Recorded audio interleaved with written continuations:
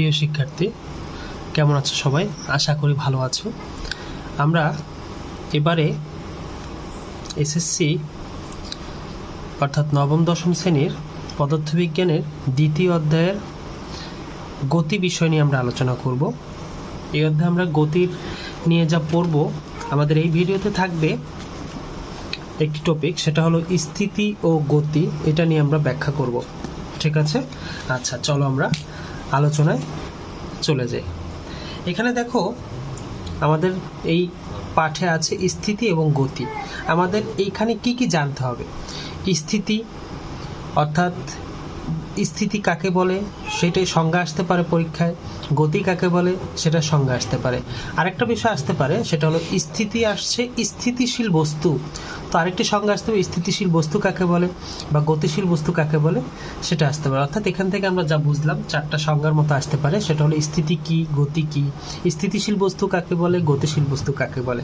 আমরা এখন সেই বিষয়ে আলোচনা করব। এখানে একটু খেয়াল করো সবাই।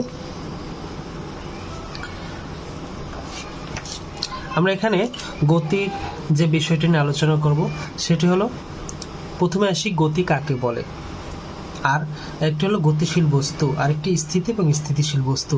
গতি সময়ের সাথে সাথে পারিপার্শ্বের সাপেক্ষে যখন কোনো বস্তুর অবস্থানের পরিবর্তন ঘটে তখন তাকে গতি বলে।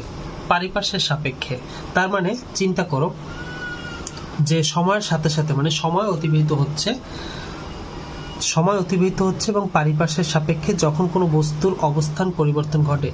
ধরো এটা হলো নির্দিষ্ট একটা অবস্থান, বা সাপোজ আমি যদি চিন্তা করি যে আমার এইখানে একজন লোক দাঁড়িয়ে আছে, ওকে, এখানে একজন লোক দাঁড়িয়ে আছে, আমরা এটা ধরলাম পারিপার্শ্বের সাপেক্ষে, অর্থাৎ এটা হচ্ছে মূল বিন্দু। আর এখানে একটি বস্তু বা ব্যক্তি যে কেউ থাকুক, সে মনে করে এখান থেকে কাছে আসতেছে। তার মানে এই লোকটি ভাবতেছে কি, যে কাছে আসছে যেহেতু, তার মানে তার কাছে মনে হবে সে গতিশীল। তার মানে সময়ের সাথে সাথে পরিপার্শ্বের সাপেক্ষে যখন কোনো বস্তুর অবস্থানের পরিবর্তন ঘটে তখন তাকে গতি বলে। আর গতিশীল বস্তু সময়ের সাথে সাথে পারিপার্শ্বের সাপেক্ষে যখন কোনো বস্তুর অবস্থানের পরিবর্তন ঘটে তখন ওই বস্তুটিকে গতিশীল বস্তু বলে। ওই অবস্থাটা ছিল গতি, আর বস্তুটাকে বলা হয় গতিশীল বস্তু। এখন আসি আমরা স্থিতি। সময়ের সাথে সাথে পারিপার্শ্বের সাপেক্ষে যখন কোনো বস্তুর অবস্থানের পরিবর্তন না ঘটে তখন তাকে স্থিতি বলে। এই একজন ব্যক্তি দাঁড়িয়ে আছে আর এই একজন ব্যক্তি দাঁড়িয়ে আছে, সময় অতিবাহিত হচ্ছে, বাট এই ব্যক্তি যেহেতু এই ব্যক্তিকে আমরা ধরেছি মূল বিন্দু, উনি দেখছে যে ওনার সামনে যে ব্যক্তি আছে উনিও দাঁড়িয়ে আছে। তার মানে সময় পরিবর্তন হচ্ছে, বাট ওনার সাপেক্ষে এই ব্যক্তিটা তার অবস্থান পরিবর্তন হচ্ছে না। তার মানে এখানে যে কথাটা বলা আছে যে সময়ের সাথে সাথে পারিপার্শ্বের সাপেক্ষে যখন কোনো বস্তুর অবস্থানের পরিবর্তন না ঘটে তখন সেই অবস্থাটাকে বলা হয় স্থিতি। আর ওই যে বস্তুটা, যেমন দেখো, সময়ের সাথে সাথে পারিপার্শ্বের সাপেক্ষে যখন কোনো বস্তুর অবস্থানের পরিবর্তন না ঘটে তখন ওই বস্তুটিকে স্থিতিশীল বস্তু বলা হয়। এই আমাদের এখান থেকে চারটি সংজ্ঞা পড়তে হবে। এখন কথার মাঝে মাঝে আমি যখন এই সংজ্ঞা পড়ানোর মাঝে মাঝে আমরা একটি কথা নিয়ে আলোচনা করেছিলাম যে প্রসঙ্গবিন্দু বা মূল বিন্দু, এই কথাটা কি আসলে। তো আমরা যদি প্রসঙ্গবিন্দু বা মূল বিন্দু, এই সংজ্ঞাটাও পরীক্ষায় আসতে পারে, সেক্ষেত্রে আমাদের একটু বিষয় জানতে হবে যে প্রসঙ্গবিন্দু জিনিসটি কি।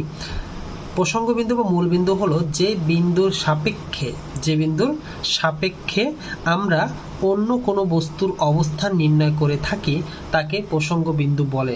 আমি আবার বলি, যে বিন্দুর সাপেক্ষে আমরা অন্য কোনো বস্তুর অবস্থান নির্ণয় করে থাকি তাকে প্রসঙ্গবিন্দু বলা হয়ে থাকে। এই আমাদের টোটাল 5টি সংজ্ঞা আমাদের এই পাঠের মধ্যে দরকার। এখন যদি আমরা বইয়ের মধ্যে চলে যাই, সেখানে দেখো তোমরা এখানে একটা বস্তু স্থির বস্তু কাকে বলে সেই সংজ্ঞাটা এখান থেকে পেয়ে যাবে, গতিশীল বস্তু কাকে বলে সেই সংজ্ঞাটা এখান থেকে তোমরা পেয়ে যাবে। এখন তোমার বইয়ের মধ্যে তোমাদের এই টপিকের মধ্যে যে কথাটা আছে যে কোনো কিছুর অবস্থান যদি আমাকে জানতে হয় তাহলে দুইটা বিষয়ের উপর আমাকে খুব গুরুত্ব দিয়ে জানতে হবে, সেটা হলো দূরত্ব এবং দিক। তাহলে এটা কিন্তু তোমরা এমসিকিউর জন্য দাগিয়ে নিতে পারো যে কোনো বস্তুর অবস্থান জানতে হলে তোমাকে কয়টি বিষয় নির্দেশ করতে হয়, সেটা হলো দুইটি, সেটা হলো দূরত্ব এবং দিক। যদি তোমাকে জানতে চাওয়া হয় যে তোমার স্কুল কোথায়, তো তুমি যদি বলো ঝিলটুলিতে, তাহলে সঠিক অবস্থান পাওয়া যাবে না।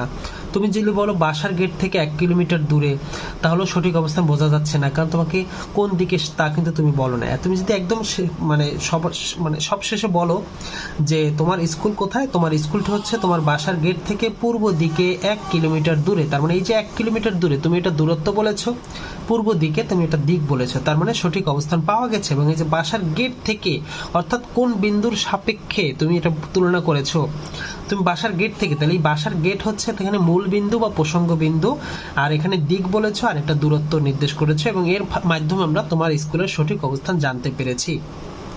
এবার আমরা আরেকটি বিষয় তোমাকে জানতে হবে, সেটা হলো যে এখানে দেখো অপর পৃষ্ঠায় যে একটি কথা আছে, সেটি হলো যে আমরা যদি সত্যিকারের কোনো স্থির একটি প্রসঙ্গ বিন্দু খুঁজে বেড়াই, তাহলে বিপদে পড়ে যাব, কারণ পৃথিবীর কোনো কিছুই স্থির না, সব কিছুই আপেক্ষিক।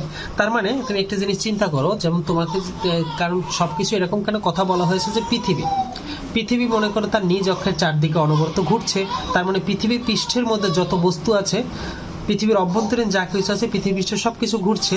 আবার চিন্তা করো, পৃথিবী সে আবার নিজে নিজে সূর্যের চারদিকে ঘুরছে, পৃথিবী একটি গ্রহ, সে সূর্যের চারদিকে ঘুরছে।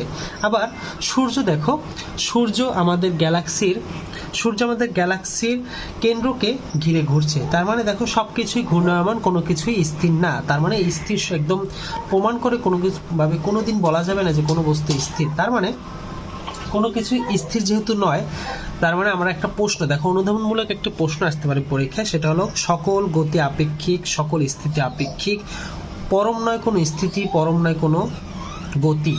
এই অনুধাবনমূলক প্রশ্নটি আসলে পরীক্ষায় 2 মার্কের জন্য তোমরা এভাবে করে, এখানে যে আলোচনা করা হয়েছে এভাবে করে তোমরা এই অনুধাবনমূলক প্রশ্নটির উত্তর দিবে।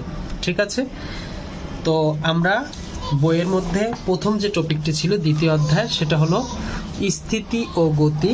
এই টপিকটা আমরা পুরো আজকে পাঠ শেষ করলাম। আমাদের আলোচনা এখানেই শেষ। ভালো থাকবে সবাই।